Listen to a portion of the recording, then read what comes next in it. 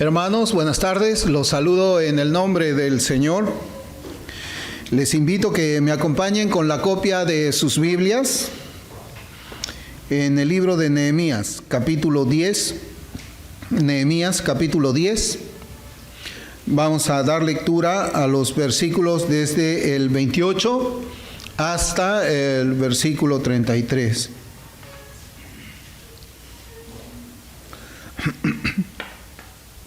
La palabra del Señor dice: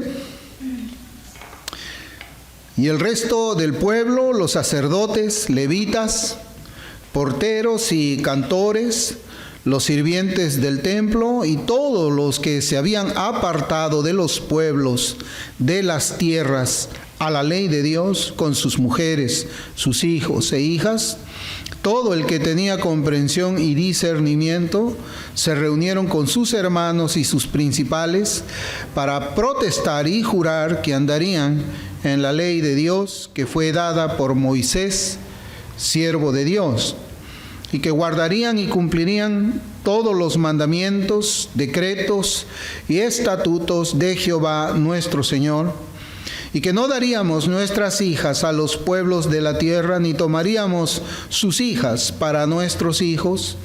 Asimismo, que si los pueblos de la tierra trajesen a vender mercaderías y comestibles en día de reposo, nada tomaríamos de ellos en ese día, ni en otro día santificado. Y que el año séptimo dejaríamos descansar la tierra y remitiríamos toda deuda.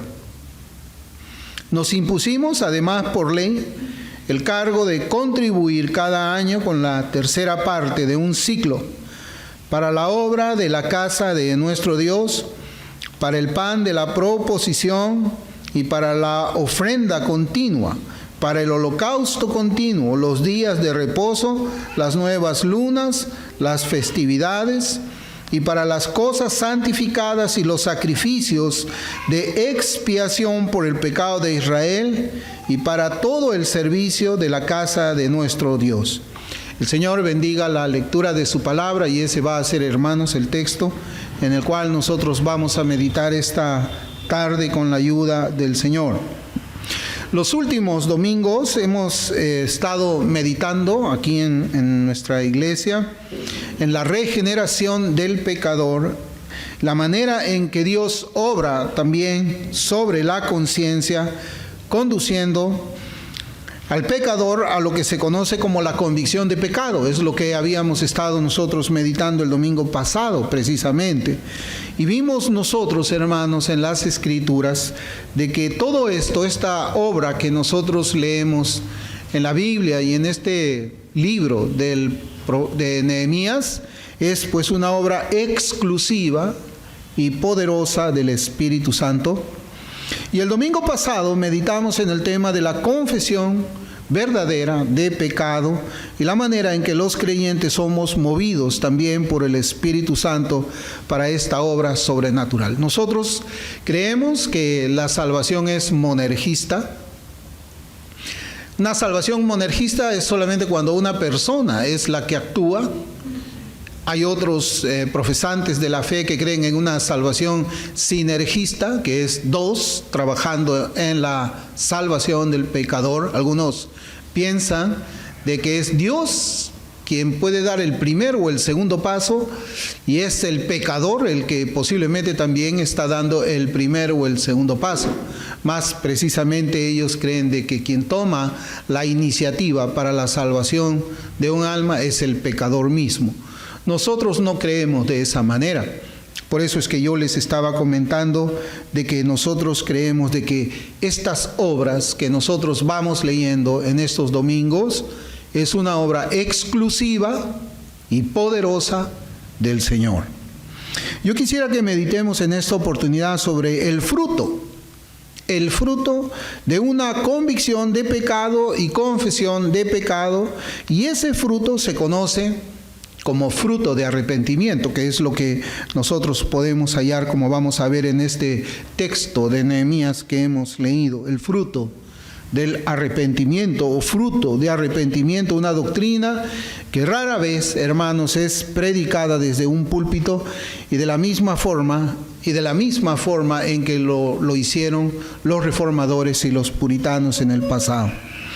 Primeramente, hermanos, debemos reconocer por las Escrituras que el arrepentimiento es un regalo o un don de Dios. La Biblia le llama así, un don de Dios, es una dádiva de Dios para todos aquellos que han sido escogidos antes de la fundación del mundo y en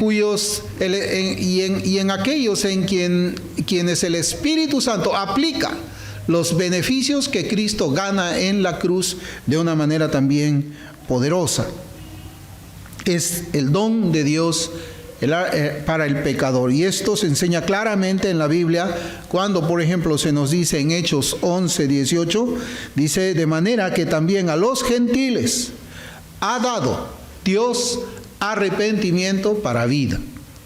Es interesante, hermanos, cómo en un solo versículo se nos enseña de una manera bastante clara que si bien nosotros llegamos a arrepentirnos de nuestros pecados, finalmente esa es una obra que Dios nos concede, es un regalo de Dios. No es cierto, nosotros nos arrepentimos, pero detrás de ese arrepentimiento está la mano de Dios, quien comienza pues dándonos vida espiritual, quien cambia nuestros corazones, el corazón de piedra por un corazón de carne. Entonces, hermanos, siendo que el arrepentimiento es una obra de Dios, Dios mismo se asegura que los creyentes podamos ver el fruto de esa obra divina. Encontramos en los evangelios que el Señor nos enseña que por sus frutos los tenemos que conocer. Entonces, hermanos, así como el fruto en un árbol es visible, generalmente, no todas las veces, pero generalmente nosotros podemos reconocer un árbol por su fruto, principalmente una persona como yo, que soy un citadino. Yo no soy una persona que ha crecido en el campo, sí he visitado el campo, pero yo no puedo reconocer fácilmente cuando una planta es de limón. ¿Cómo es que yo reconozco una planta de limón? Porque veo el limón, veo el fruto. ¿Cómo puedo reconocer yo una planta de manzana? Porque veo el fruto, veo la manzana. ¿Cómo podemos reconocer cuando alguien es cristiano?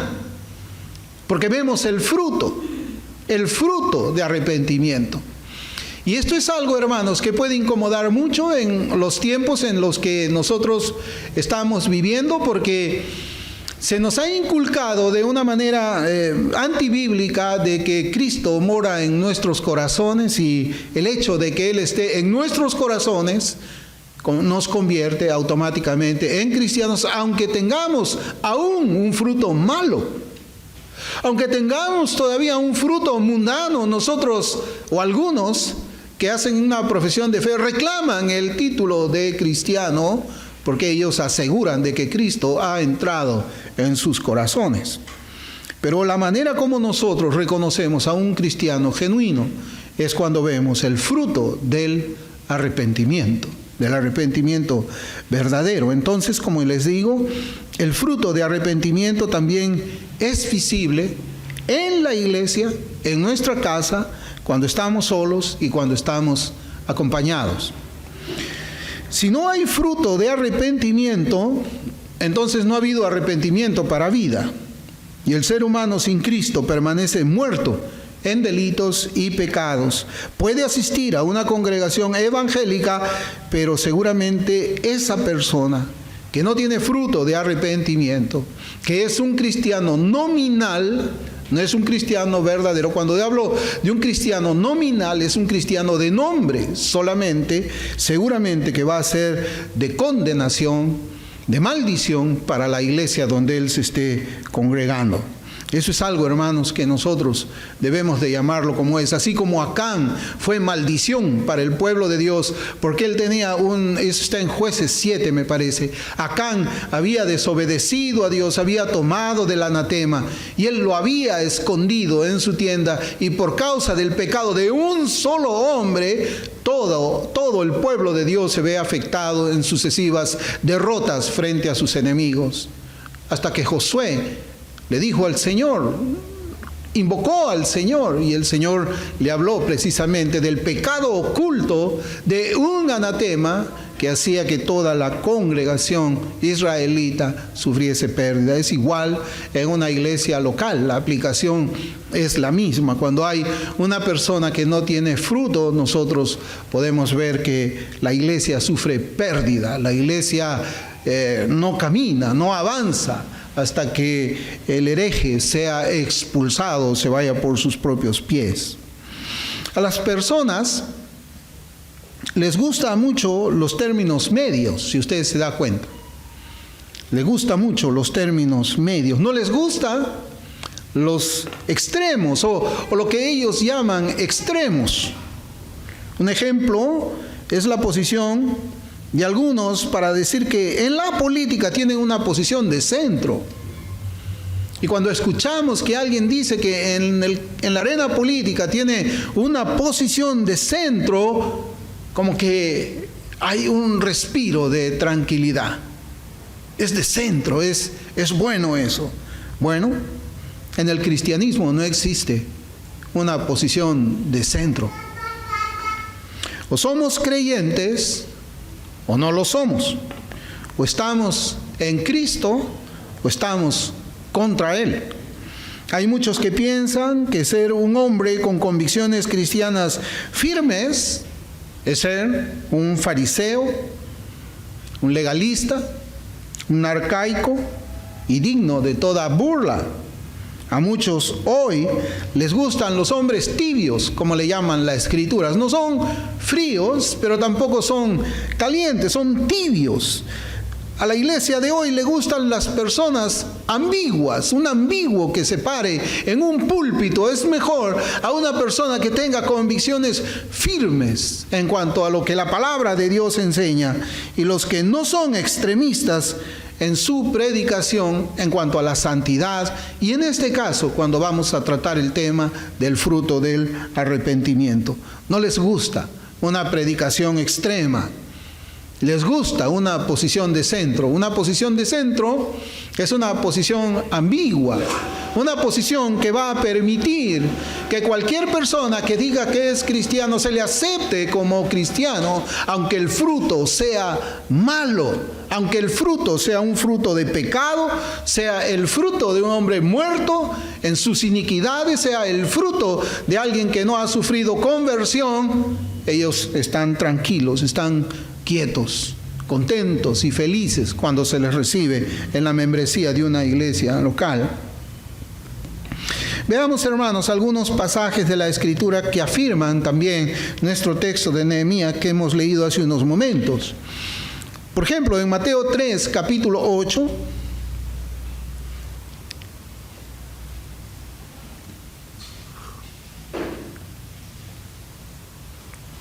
Mateo 3, capítulo 8, la palabra del Señor dice: haced pues frutos dignos de arrepentimiento.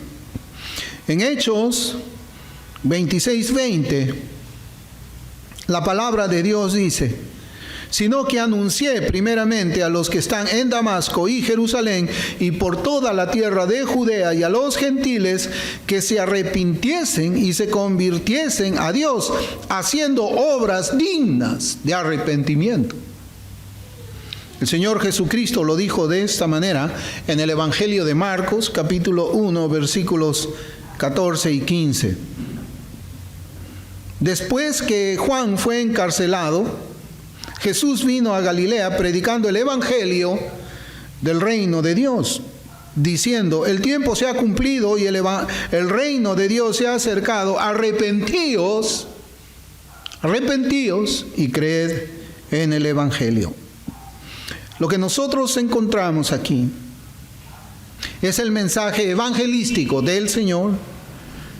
Y vemos que ese mensaje fue el mismo que proclamó el apóstol Pablo y el profeta Juan el Bautista. Y es el mismo que nosotros debemos de proclamar hoy en las calles y tenemos que enseñarlo en la iglesia. Pero ¿por qué es imperativo proclamar el mensaje del arrepentimiento? ¿Por qué es imperativo que nosotros meditemos en los frutos dignos de ese arrepentimiento?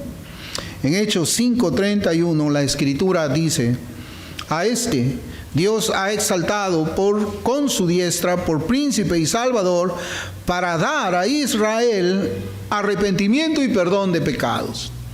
El arrepentimiento genuino va acompañado del perdón de pecados.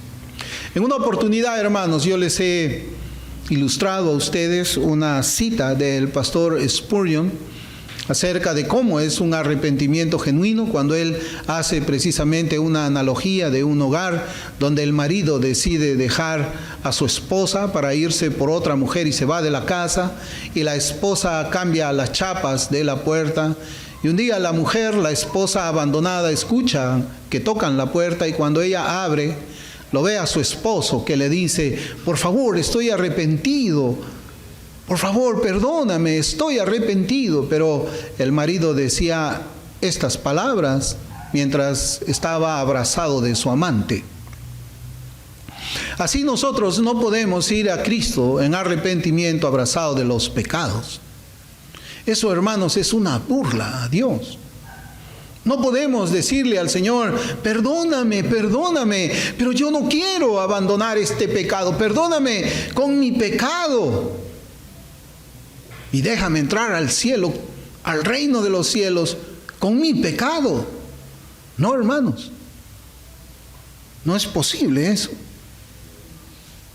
Por eso es que es preciso que nosotros prediquemos en las calles acerca del arrepentimiento, en la iglesia acerca del fruto del arrepentimiento. Todavía si pensamos acerca de la parábola del sembrador, para estar seguro que la semilla del evangelio ha caído en buena tierra y no ha caído fuera del camino, no ha caído entre los pedregales y no ha caído entre los espinos. ¿Qué es el arrepentimiento? Y dentro de un momento vamos a ver cómo es que este estudio, esta meditación está en los textos que hemos leído hace un momento en el libro de Nehemías. ¿Qué es el arrepentimiento? Es un giro de toda la persona del pecado hacia Dios.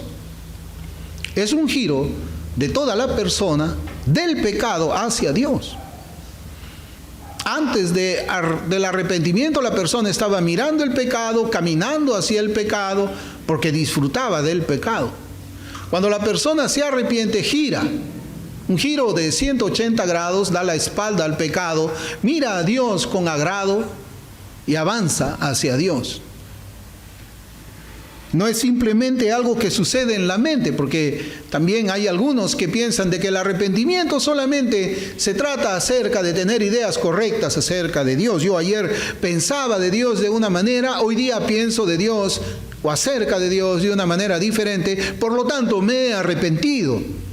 Ya estoy en el reino de los cielos. Pero Santiago nos hace acordar siempre, hermanos, acerca de lo que significa el concepto intelectual de Dios cuando nos dicen: crees en Dios, haces bien. Los demonios también creen y tiemblan. Toda la advertencia que nosotros encontramos en las Escrituras es precisamente para que podamos hacer un examen de nosotros mismos.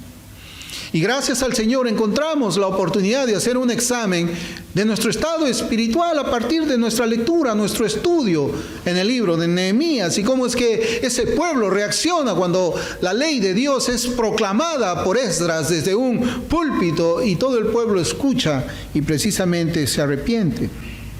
Como yo les decía, no es algo que sucede en la mente, como que ahora tengo pues una apreciación distinta de Dios y del cristianismo que yo antes tenía. Si bien el arrepentimiento comienza en la mente, pero va más allá de un asunto mental o intelectual, porque el arrepentimiento envuelve también los afectos, los afectos y las emociones. Y sobre todo, hermanos, envuelve la voluntad de una persona. Recuerde que cuando habíamos conversado acerca de la cita de Thomas Watson, el arrepentimiento significaba dar la vuelta, dar la espalda al pecado, aborreciendo el pecado, avergonzándonos por el pecado y odiando el pecado para ir hacia Dios. Es allí donde vemos de que el arrepentimiento genuino envuelve los afectos, las emociones y sobre todo la voluntad, donde el pecador termina aborreciendo el pecado y amando a Dios y a la voluntad de Dios expresada en su palabra.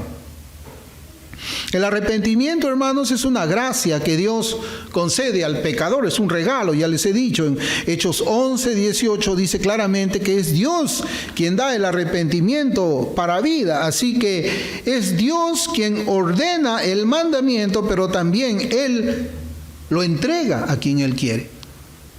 Mire cómo he dicho, es Dios quien ordena el arrepentimiento, pero es Él quien lo concede, quien lo regala a quien Él quiere. Esto puede resultar un poco confuso y ciertamente que lo es. Es un misterio. Pero nosotros encontramos en la Escritura eso, que Cristo en su mensaje evangelístico demandaba que se arrepientan todos los judíos y también los gentiles. El mensaje de Pablo fue el mismo: arrepentíos y creed en el Evangelio. Por ejemplo, cuando hablamos de ordenar Dios y Él entrega, podemos recordar la famosa oración de Agustín de Hipona, cuando él dijo: concede lo que mandas y ordena lo que deseas. Concede lo que mandas y ordena lo que deseas. O sea, Señor, tú te mandas que yo me arrepienta, pero concédeme ese arrepentimiento. Esta oración desató una gran controversia y horror para el monje Pelagio, quien creía que si Dios ordenaba algo al pecador era porque el pecador tenía la capacidad moral, eso hay que resaltar siempre, la capacidad moral para obedecer a Dios. Hermanos, quizás esta meditación envuelve también muchas doctrinas que por razones del tiempo no podemos revisarlas todas, pero nosotros creemos que el hombre caído, el hombre sin Cristo, el hombre que ha sido afectado por el pecado de Adán, como estábamos nosotros antes de que la gracia de Dios nos alcance, creemos que ese hombre caído tiene una voluntad que es capaz de tomar decisiones.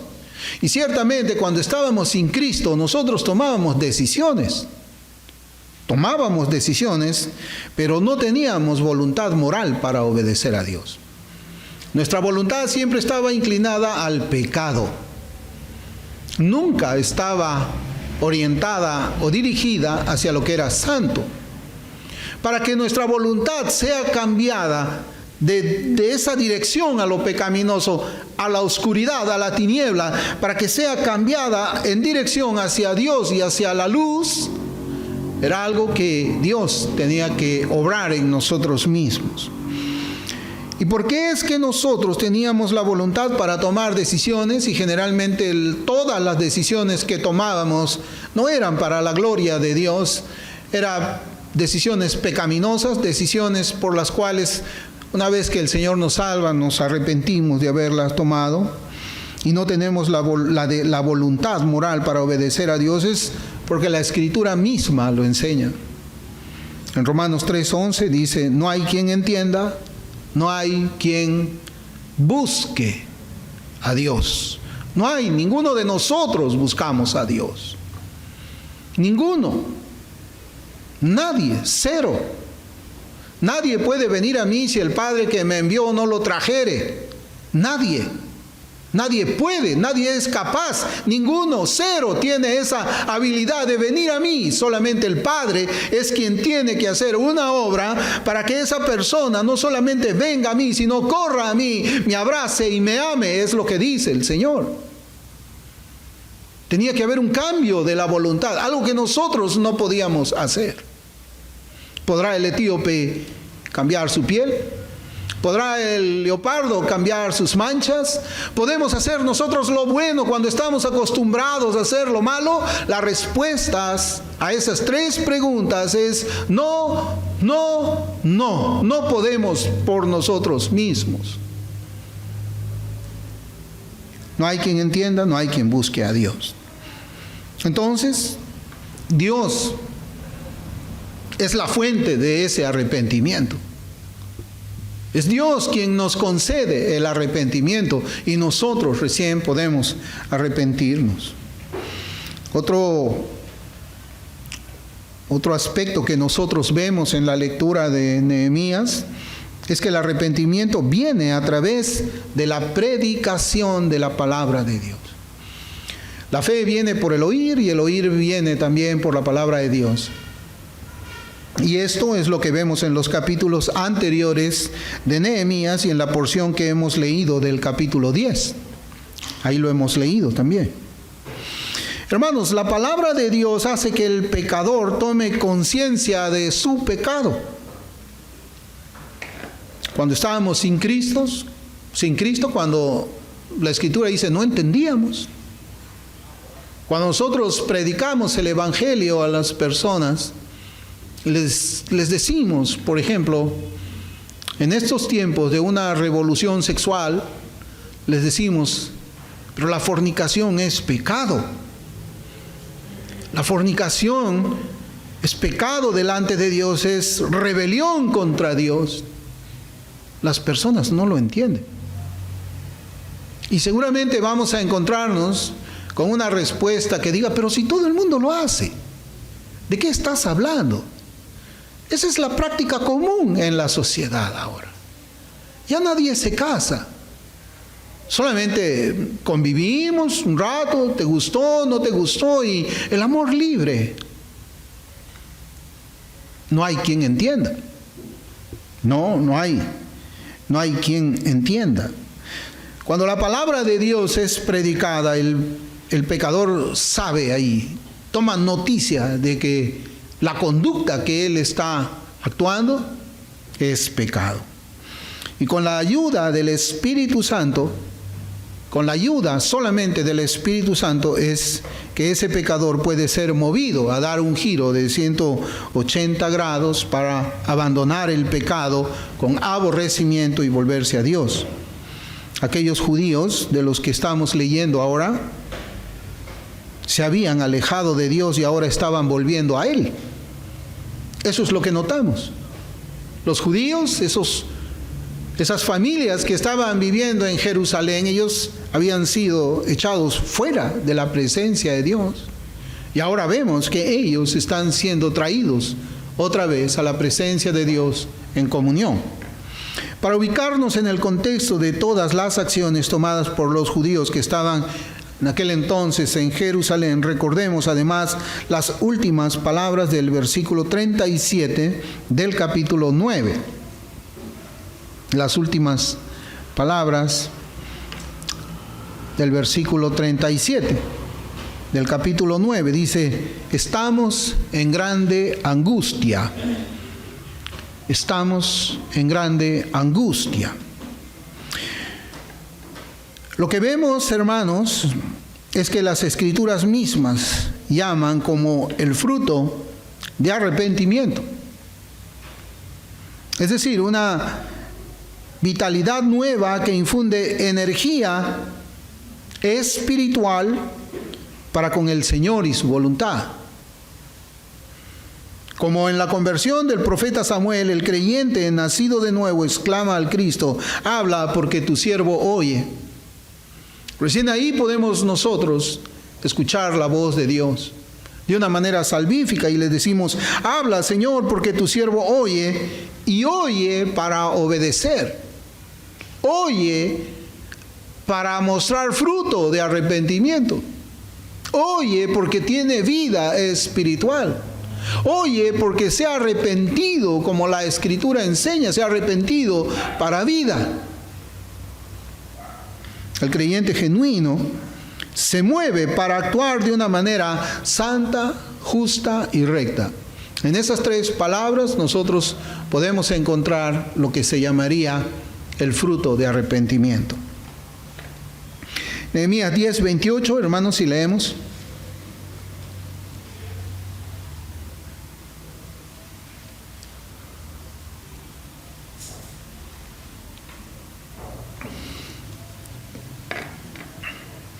Dice, y el resto del pueblo, los sacerdotes, levitas, porteros y cantores, los sirvientes del templo y todos los que, mire cómo dice, se habían apartado de los pueblos, o sea, aquí está hablando de una separación.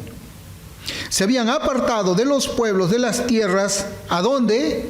Se habían apartado de los pueblos para ir a la ley de Dios.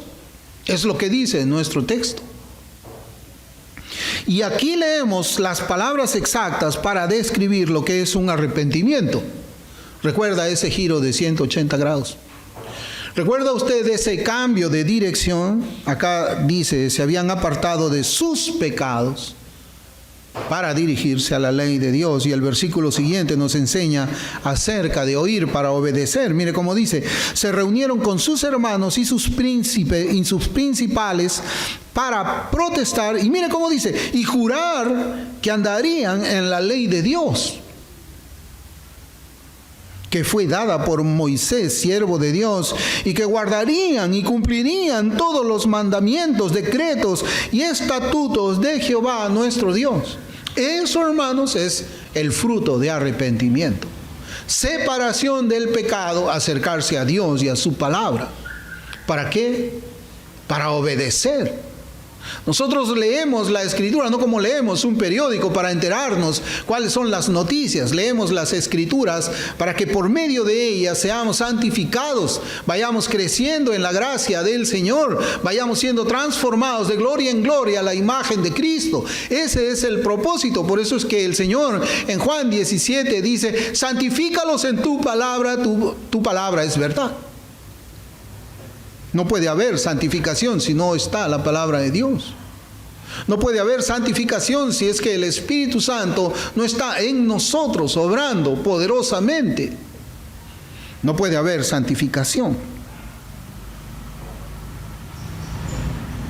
¿Por qué juraron ellos que andarían en la ley de Dios?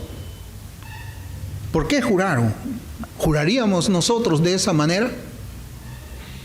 Yo creo que aquí quizás entramos en un conflicto y no sabemos cómo responder a esta pregunta. ¿Juraríamos nosotros como hicieron aquellos judíos? Señor, juramos que vamos a obedecer tus mandamientos, tus decretos, tus estatutos, y vamos a firmar como ellos firmaron, que es así. Claro que esa es una firma espiritual, podemos llamarlo, porque no tenemos nosotros un pergamino, un cuaderno o una carta por la cual nosotros vamos a firmar eso. Pero ¿por qué juraron ellos que andarían en la ley de Dios?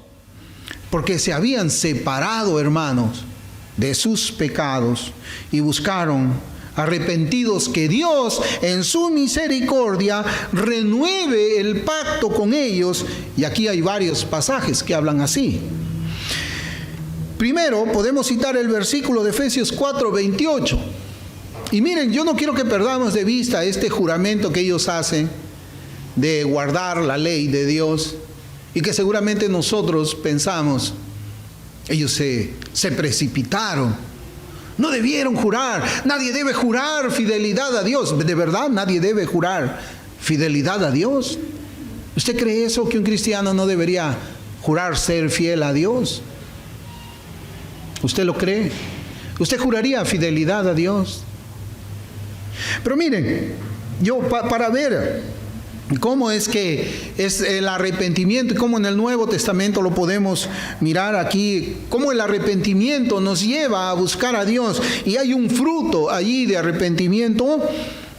Yo citaba Efesios 4:28, ahí dice, el que robaba, no robe más, o el que hurtaba, no hurte más.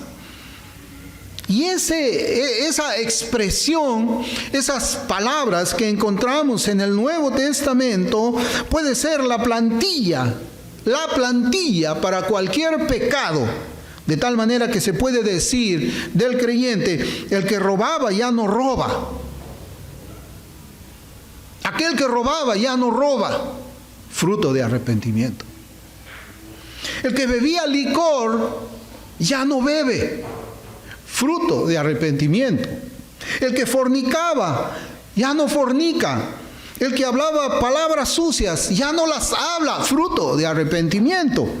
El que veía basura en internet y la televisión ya no lo hace, fruto de arrepentimiento. El que adulteraba ya no adultera. El que acudía a los lugares de baile ya no lo hace, fruto de arrepentimiento. El que era homosexual ya no lo es. El que estafaba ya no lo hace, fruto de arrepentimiento. Ese es fruto de arrepentimiento. Esa es la plantilla que encontramos en Efesios y que tenemos que plasmarla en nuestras propias vidas, viendo el pecado que dominaba principalmente nuestras vidas. El que bebía licor ya no bebe más, fruto de arrepentimiento.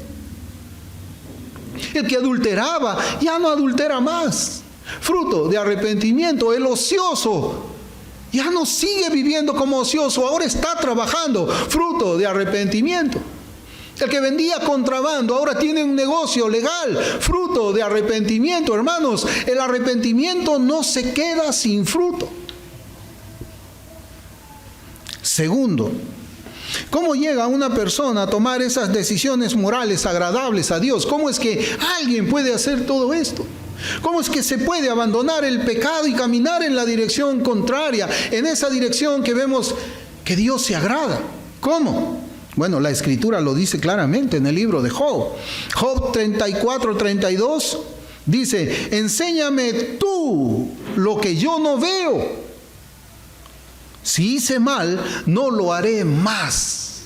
Todo comienza por Dios. Él no dice, bueno, yo con mi inteligencia, con mi sabiduría, con mi capacidad académica voy a leer la Escritura y de allí yo voy a mirar. Sí, posiblemente, ¿a cuántos conocemos que, por ejemplo, dice en la Biblia que no deben adulterar y continúan adulterando? ¿A cuántos conocemos que saben que las Escrituras dicen no mentirás, pero siguen mintiendo?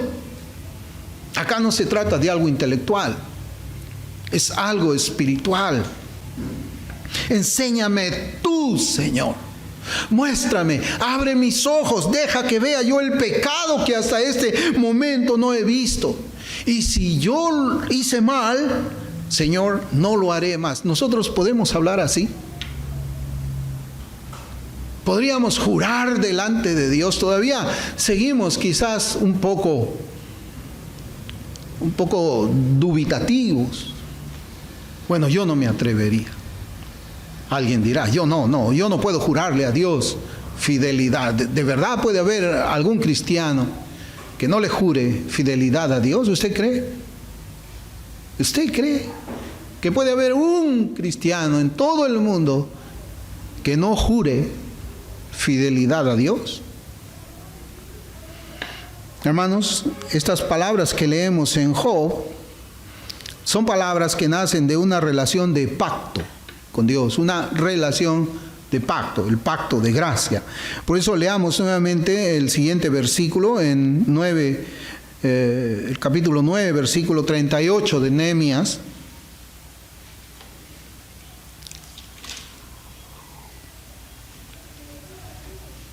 Y yo voy a leer de dos versiones de Reina Valera que tiene usted allí, pero también voy a leer de la Biblia de las Américas. Dice, a causa pues de todo esto, nosotros hacemos fiel promesa y la escribimos, firmada por nuestros príncipes, por nuestros levitas y por nuestros sacerdotes. La versión de la Biblia de las Américas dice, a causa de todo esto, nosotros hacemos un pacto fiel por escrito. Y en el documento sellado están los nombres de nuestros jefes, nuestros levitas y nuestros sacerdotes. Hermanos, nosotros nuevamente les pregunto, cada uno de nosotros podríamos hacer con Dios un pacto fiel por escrito. Podríamos decirle, Señor, yo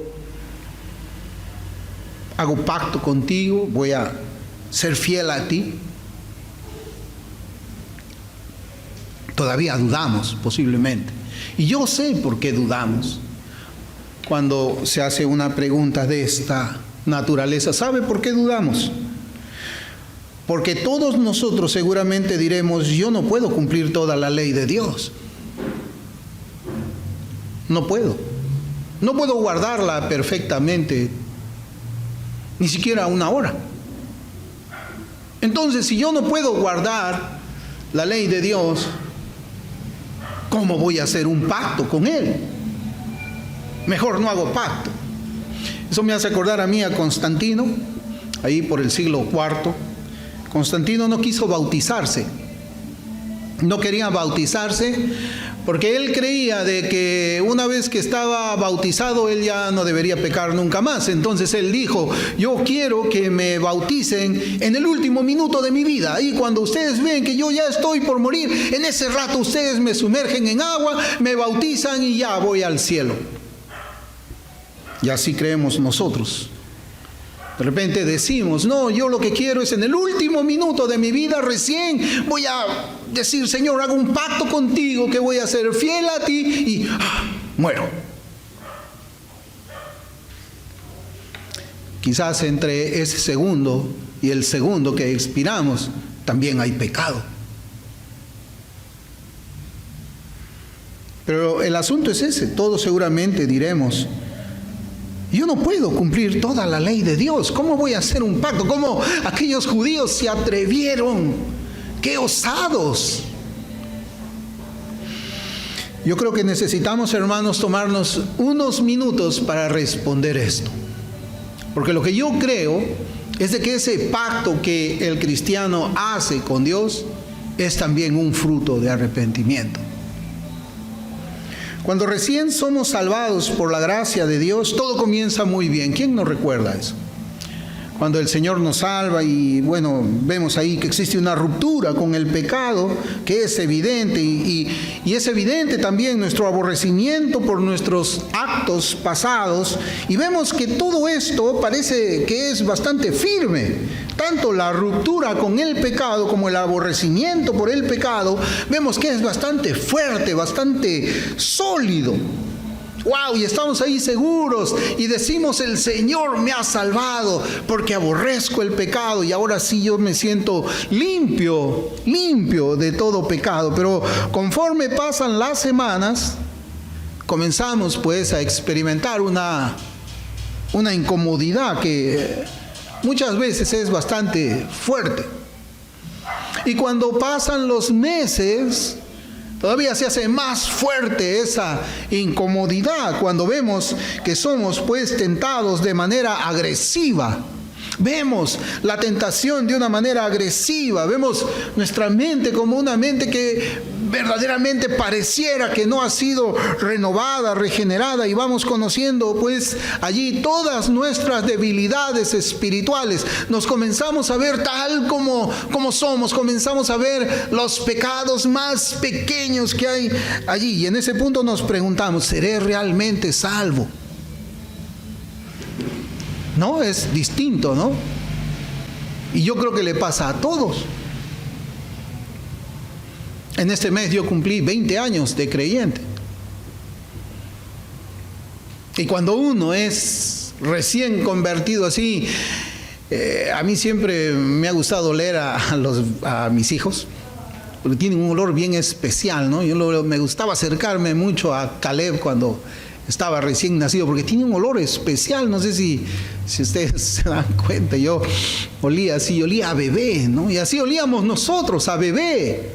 Decíamos, este es un bebé en Cristo, mira, huele que se ha apartado del pecado, y ya como que parece que así como va desapareciendo ese olor en los bebés, conforme pasan las semanas, también conforme pasan las semanas, va desapareciendo ese olor del nuevo nacimiento. Por eso nos preguntamos muchas veces después que pasa esas semanas, ¿seré realmente salvo? Hermanos, nosotros pensamos de esa forma porque luchamos contra el pecado. Por eso es que pensamos de esa manera. La lucha contra el pecado es una parte, y tiene que entenderlo, por favor, es una parte de la vida del creyente que se ha arrepentido.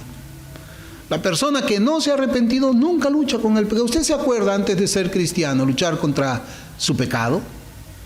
No, nadie hace eso, nadie lucha contra su pecado. Por eso Juan nos enseña que si confesamos nuestros pecados, ¿cómo? ¿A quién le escribe Juan? A nosotros, a la iglesia. No le escribe al mundo. A nosotros nos dice, si confesamos, y Él se incluye. Él no dice, si ustedes confiesan.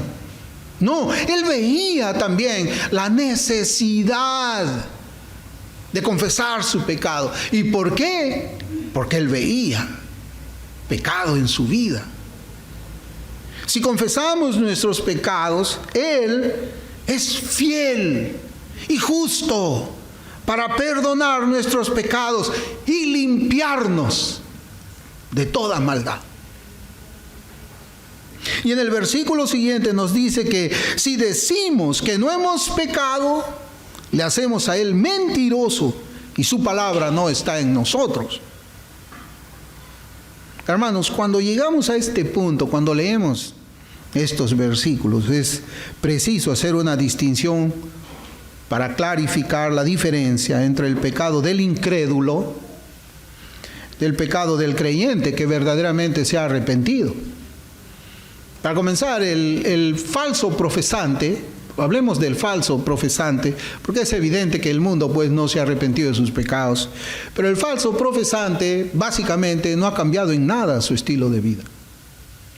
Una corrección por acá, otra corrección por acá, pero el corazón, el centro, la raíz de su vida es una que no ve el pecado, siquiera no ve esas minucias que nosotros podemos ver muchas veces. Por eso es preciso hacer una diferencia entre el pecado, cómo es que el cristiano reacciona al pecado y cómo el incrédulo reacciona al pecado. Generalmente un profesante falso de la fe cristiana, cuando se le dice, hermano, usted está cayendo en este pecado. Bueno, todos pecan pues. Todos pecan. ¿Acaso tú no pecas? Pero ¿sabe cómo reacciona un creyente cuando ve pecado en su vida? O cuando es confrontado por alguien de la iglesia acerca de algún pecado, el creyente dice, miserable de mí, ¿quién me librará de este cuerpo de muerte? Hermano, primeramente debemos, en este punto yo quiero que me preste mucha atención, porque yo creo que sí deberíamos hacer un pacto con Dios, así como lo hicieron esos judíos, porque eso es parte del fruto de arrepentimiento. Miren, primeramente debemos reconocer que en la Biblia Dios no hace ninguna promesa, Dios no nos hace ninguna promesa a los que se han arrepentido para vida, que ellos nunca van a volver a pecar. Usted encuentra esa promesa en la Biblia, que el Señor nos diga, ¿sabes qué? A partir de ahora que has nacido de nuevo, nunca más vas a pecar. Hermanos, no hay esa promesa. No está en la Biblia. Pero yo les quiero comentar todo esto considerando pues la diferencia entre el pecado del incrédulo, del cristiano nominal, o sea que es un falso cristiano, y de un cristiano verdadero. El Señor nunca tampoco promete, y escuche bien, nunca promete que nuestra fe se hará más fuerte cada día. ¿Promete eso? No promete. Y esa es la vida cristiana. A veces nuestra fe está por los suelos. Si los mismos apóstoles tuvieron que ir al Cristo y decirle, Señor, aumentanos la fe, ¿cuánto más nosotros? Siempre necesitamos que el Señor aumente nuestra fe. Y cuando nuestra fe está disminuida, creemos que hemos pecado contra Dios. Pero Dios en su palabra nunca nos dice que nuestra fe va a ser así como una flecha hacia arriba. Entonces no nos promete que nunca vamos a pecar, no nos promete que nuestra fe va a crecer progresivamente, tampoco nos promete que todas nuestras obras serán siempre buenas. ¿Usted encuentra eso? Que el Señor diga las obras de los cristianos todos los días, todas las horas, hasta que ellos mueran, siempre van a ser muy buenas. No. Porque si fuese así, porque si nosotros no pecásemos, si Dios prometiera que Él nos asegura en su palabra que no vamos a pecar, que nuestra fe siempre va a ser fuerte y que además todas nuestras obras va a ser buena, entonces Juan se equivocó. Pero Juan no se equivocó porque Juan no es el autor es el Espíritu Santo. Dios Espíritu. Si confesamos nuestros pecados, Él es fiel y justo para perdonar nuestros pecados y limpiarnos de toda nuestra maldad. En segundo lugar, lo que sí nos promete Dios, ya hemos visto lo que no promete Dios en su palabra. Lo que Él sí nos promete es que ya no somos esclavos del pecado. No somos. El pecado ya no tiene dominio en nosotros. Nos estorba. El antiguo hombre, el viejo hombre no está muerto. Está crucificado, dice, pero está vivo. Y ese hombre es al que tenemos que matar, que es lo que se conoce como la mortificación del pecado. Disminuirlo. Y a veces nos sorprendemos porque ese hombre parece que tuviese alguna vitalidad y se zamaquea ahí en esa cruz. Y nosotros vemos ese zamaqueo en nuestras obras, en nuestros pensamientos o en nuestras palabras y decimos, ¿de dónde salió esto? Es del viejo hombre. Está débil, pero todavía se sacude. No tiene la fuerza suficiente para zafarse de los clavos, pero está vivo. Dios promete, nos dice con toda certeza que ya no somos esclavos del pecado. Dice, porque el pecado no se enseñoreará de vosotros, pues no estáis bajo la ley, sino bajo la gracia. Romanos 6:14. Y también dice en Romanos 6:18, y libertados del pecado, vinisteis a ser siervos de la justicia. Eso sí lo promete Dios. Y es allí donde nosotros tenemos que hacer el examen de nuestras vidas. No sobre el pecado que vemos, sino que ya no nos domina el pecado. Martín Lutero acuñó una frase que nos puede servir en esta meditación sobre el arrepentimiento del creyente genuino. Él dijo, simultáneamente justo y pecador. ¿Alguna vez han escuchado ustedes? Martín Lutero, él escribió una diatriba que se llama La esclavitud de la voluntad, ¿no? Y él siempre estaba con Erasmo, se enviaban unas cartas, unos debates acerca del libre albedrío. Y bueno, no creía así Martín Lutero, pero él hablaba y decía simultáneamente, o sea, al mismo tiempo, justificados delante de Dios, pero pecadores. Y el finado pastor R.C. Sproul comentó esa frase de la siguiente manera, y comienzo la cita. ¿Seré juzgado para entrar en el cielo por mi justicia o la justicia de Cristo? Si tuviera que confiar en mi justicia para entrar en el reino, en el cielo, desesperaría total y absolutamente de cualquier posibilidad de ser redimido alguna vez. Pero cuando vemos que la justicia que es nuestra por la fe es la justicia perfecta de Cristo, entonces vemos cuán gloriosas son las buenas nuevas del Evangelio.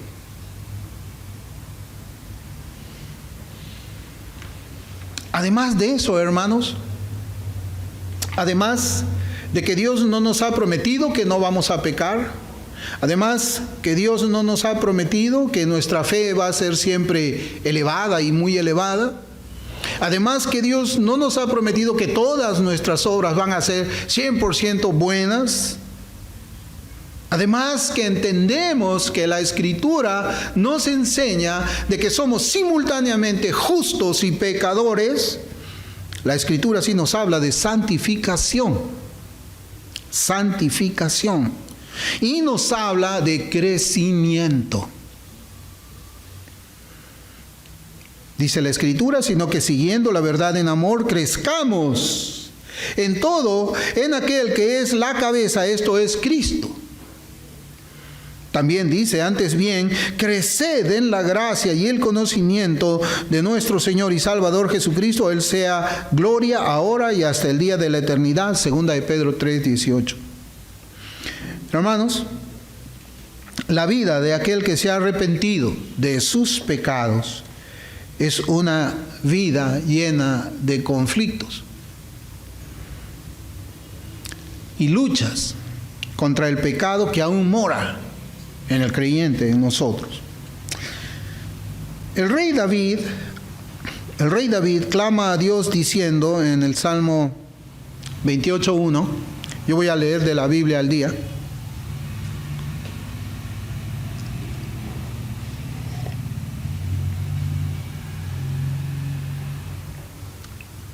Podemos ver aquí en este Salmo 1 la característica de la vida de un creyente. Él clama a Dios diciendo en el versículo 1, el Salmo 28 de la Biblia al día, o sea, esta es una Biblia para niños, ahí dice: a ti clamo, Señor, roca mía, no te desentiendas de mí, porque si guardas silencio ya puedo contarme entre los muertos. El rey David, él tenía también esa necesidad de estar buscando al Señor. Y aquí, hermanos, pareciera que el Señor estuviese en silencio. Y como que David se da cuenta, él dice: ¿habré roto mi comunión con el Señor?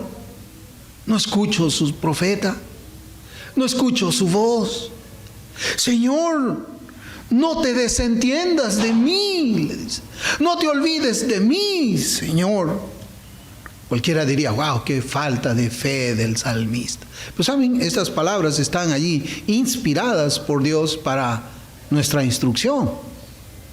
No te desentiendas de mí, no te olvides de mí. Porque si guardas silencio, ya puedo contarme entre los muertos. ¿Acaso no nos sentimos así nosotros también? Muchas veces en nuestro camino aquí en la tierra.